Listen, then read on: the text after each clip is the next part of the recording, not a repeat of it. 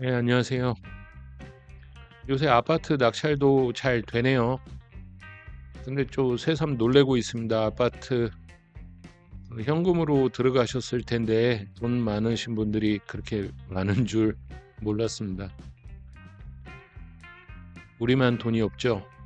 다른 분들 많이 가지고 계시네요. 지금 보이는 물건은 김포시 사우동 사우역 역세권에 있는 다세대 주택이고요. 이름은 테라하우스라고, 저번에 제가 그레이스힐을 임장 갔을 때 요게 매물로 나와 있는데 아무래도 이거 업자 물건인 것 같다라고 말씀드렸던 그 물건 중에 일부입니다. 그리고 지금 마지막 회차가 끝나가지고 잠깐 수의계약 상태로 멈춰 있는 물건들이 있고, 지금 입찰 진행 중인 물건이 있는데 요거 한번 보셨으면 해서 오늘 한번 말씀드려 보는 겁니다. 전용 면적은 18평이 조금 안 되죠. 거의 18평이에요. 4층 건물이고 엘리베이터는 없습니다. 근데 18평인데 좋지 않은 게 방 3개에 화장실이 하나, 2개를 만들지는 않았습니다. 그리고 어제가 마지막 입찰 두 번째 기일이었는데 유찰된 것 같아요. 그러면 31일 날 8,700으로 시작을 하겠죠.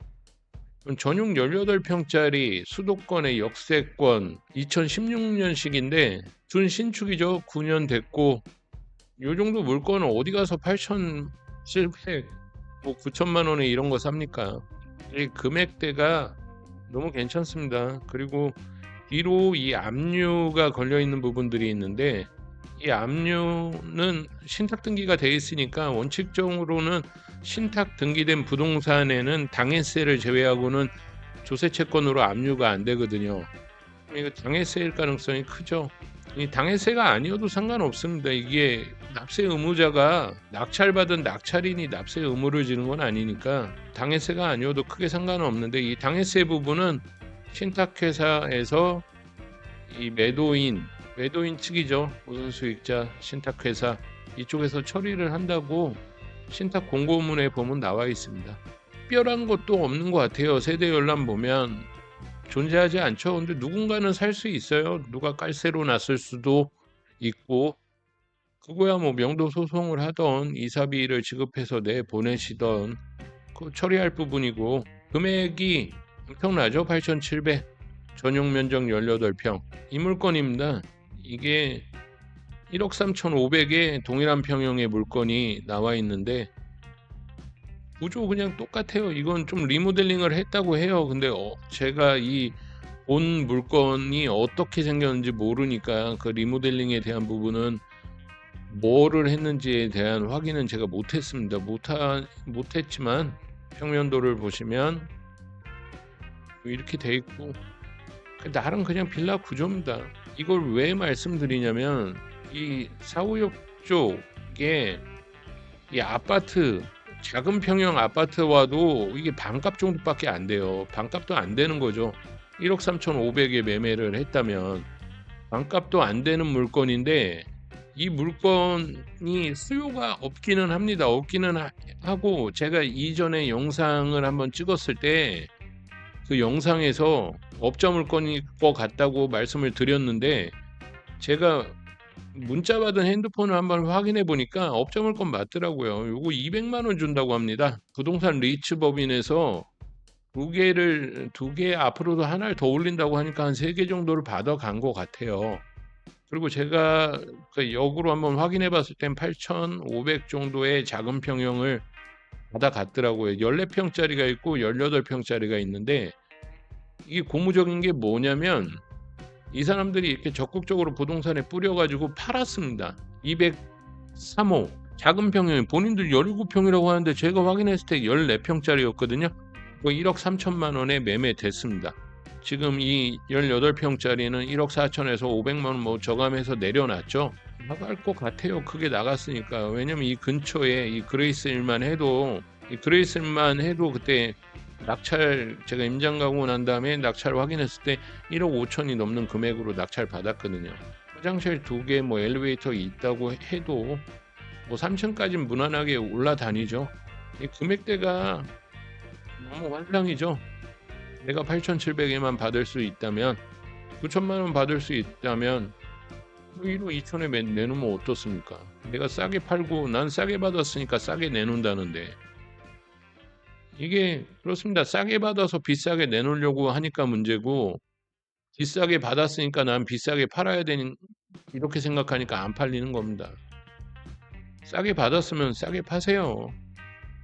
요즘 보세요. 뭐 아파트 낙찰 받을 때 보면 도대체 현금을 3억씩 집어넣으시고 얼마나 남기시려고 하는지를 모를 정도로 진짜 한 1,000만 원 남기고 많이 남아야 1,000만 원 남기고 하려나 할 정도로 이렇게 전투적이잖아요.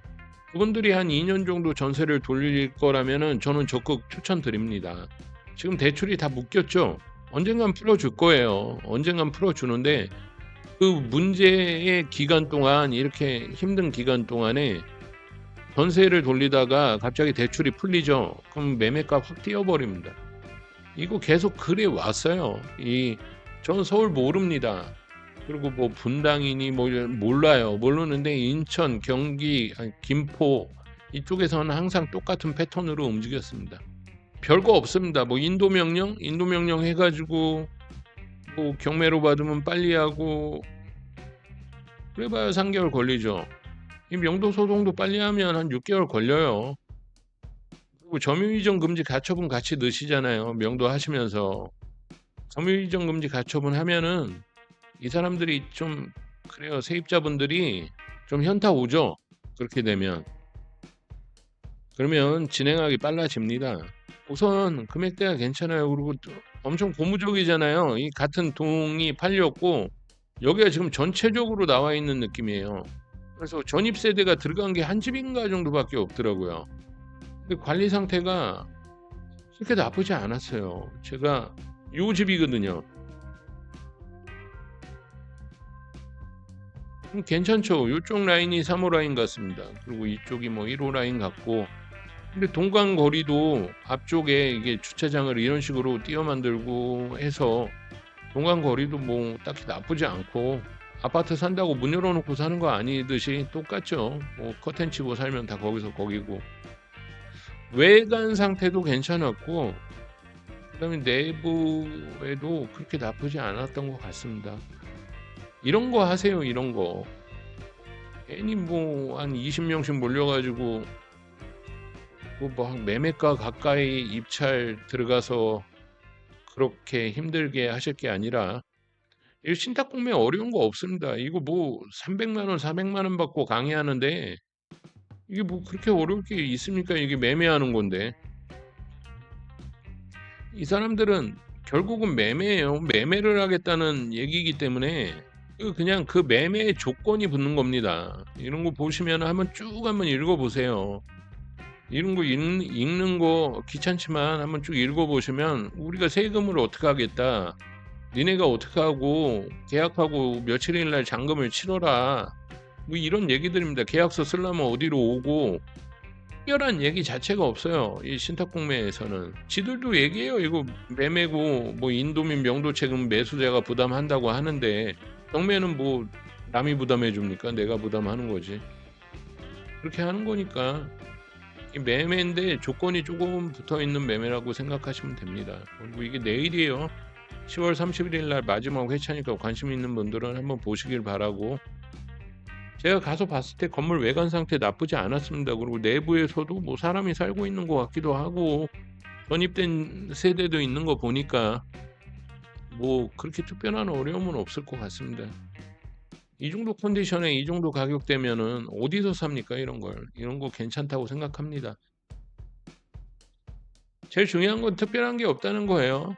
그리고 최근에 매매가가 기준점이 되는 매매가가 생겼다는 거예요. 1억 3천만 원 작은 평형이 만약에 저 큰 평형이 1억 3,500에 팔린다면 똑같은 매매가가 이제 발생이 되는 거죠. 이게 시세가 되는 겁니다. 제가 예전에 한번 드린 말씀 중에 빌라 5동짜리 1동짜리 빌라의 한 세대를 내가 낙찰받고 마치 내가 시세를 만들 수 있는 사람인 양 생각하면 안 된다고 말씀드렸잖아요. 그거는 안 되는 거죠. 본인 혼자서 인테리어를 어떻게 하건 뭐 하건 그게 무슨 상관입니까? 그게 무슨 시세가 돼요. 근데 이렇게 지금 동시다발적으로 내가 들어가서 나는 하나를 받아도 그 리츠 회사에선 이미 2개, 3개를 가지고 있는 것 같아요. 3개 정도를 가지고 있고 다른 사람이 또 다른 분이 또 낙찰받아가지고 또 가지고 있다면 이 기준점이 되는 이 최근의 매매가 1억 3천을 기준점으로 해서 여러분들이 이 테라하우스라는 집은 1억 3천, 1억 3,500, 1억 4천 정도의 시세가 형성되어 있구나. 그럼 이게 시세가 되는 겁니다. 그때도 말씀드렸잖아요. 2021년 이후에 아예 거래가 없는 이 사우동이라는 동네에서 빌라가 이게 분양하는 빌라 아니잖아요. 이 한 빌라가 계속적으로 매매 사례가 생겨서 그 금액대가 이렇게 노출이 되고 고정이 된다면 다른 빌라 또한도 이 빌라를 기준이 될 겁니다. 이 빌라보다 조금 더 크냐 작냐, 이 빌라보다 위치가 후지냐 아니면 비슷한 위치냐, 이 빌라는 엘리베이터가 없지만 다른 빌라는 엘리베이터가 있으니 나는 조금 더 올려받겠다, 뭐 이런 식으로 이 기준점이 하나가 되는 겁니다. 거래가 생기면은 이게 기준점이 되고 여러분들은 팔기가 쉬운 거예요. 기준점을 가지고 있는 그 빌라를 팔고 있는 거잖아요. 한번 보시기 바랍니다. 이거 관심 있는 분들. 사우동에 거듭 말씀드리지만 수요가 많지 않습니다. 제가 봤을 때는 정말 수요가 없어요. 수요가 없는데 살았잖아요. 수수료 200만 원에 뭐 한 300 들려보세요. 부동산 하시는 분들한테 더 열심히 하시겠죠. 네, 오늘은 간단하게 말씀드렸습니다. 고맙습니다.